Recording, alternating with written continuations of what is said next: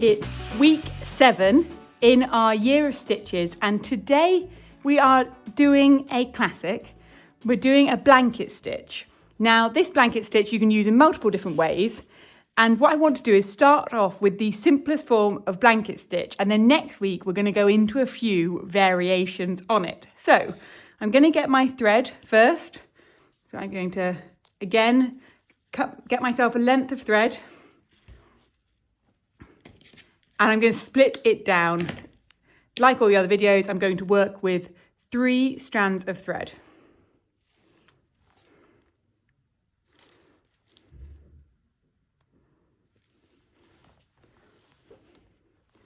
I am using here my large eye needle because, again, there's no need for me to use my small eye needle.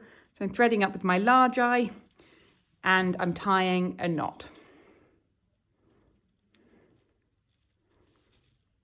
So all I'm going to do is I'm going to stitch a line of blanket stitch along here. So I'm going to bring my needle up,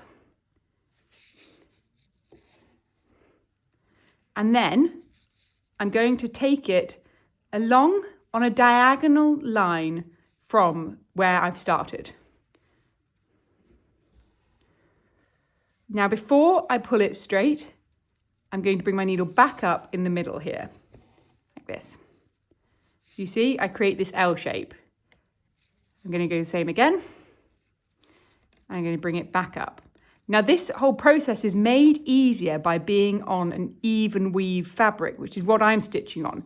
So it's a fabric where the stitches are all in a grid shape. So you can really keep your blanket stitch pretty nice and straight, as well as being quite evenly spaced.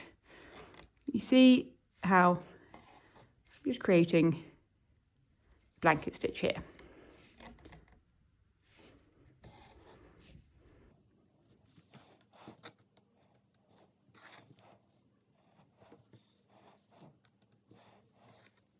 Now you see, if I've got a bit, my blanket stitch that's a bit loose, I can go back, and a bit like pulling your laces tight on your trainers, you can go back in and just pull those sections tighter.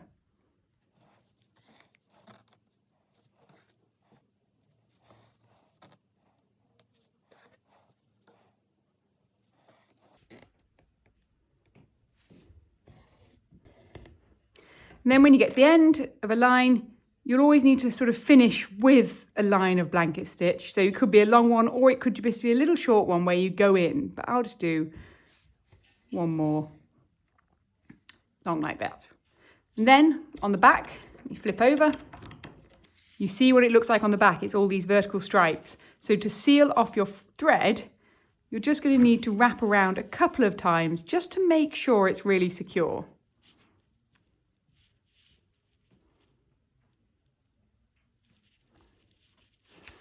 We go. So that's your basic blanket stitch.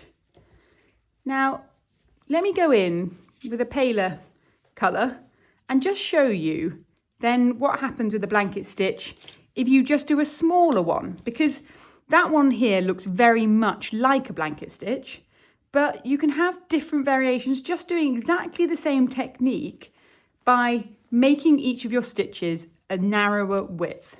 So I'm going to thread my needle up. Okay, I'm going to go in. And what I'll do, just for, so you can see it, as I'll do my blanket stitch the other way. So now I'm going to, instead, I'm going to come in about half the distance between that I did before.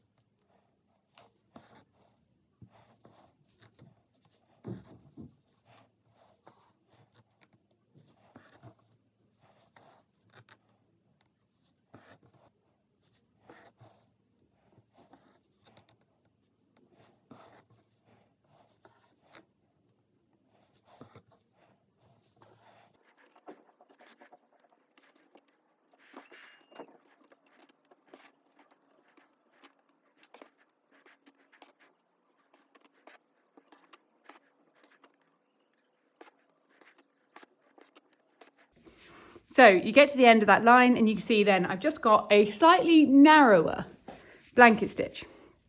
So I'm going to finish that line off.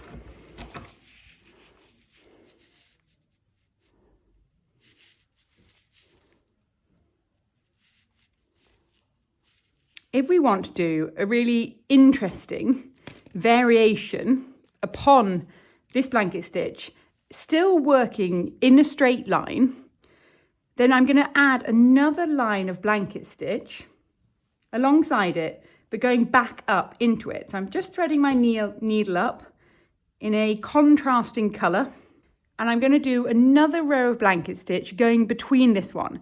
And this is a way you can create a really interesting band of stitching. So let me come in here. My first one is going to be a bit of a narrow stitch. So bring my needle up and I'm going to go up to here and then back down like this. So you see here, I'm also doing a variation where I'm not taking my needle to the back of the fabric. Instead,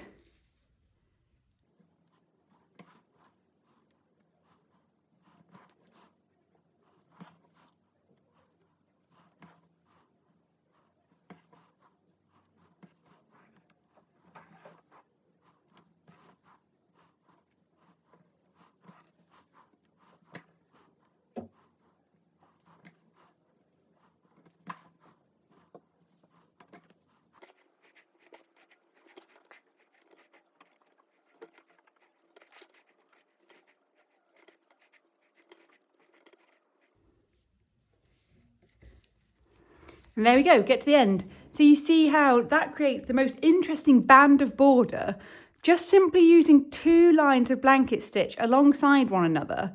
You can create such an interesting variety. So I'm going to finish that off on the back. Again, tie off at the end, securing it. Cut it away. So that is my blanket stitch. That's blanket stitch in a line. So next week, we're going to be back on a variation on blanket stitch.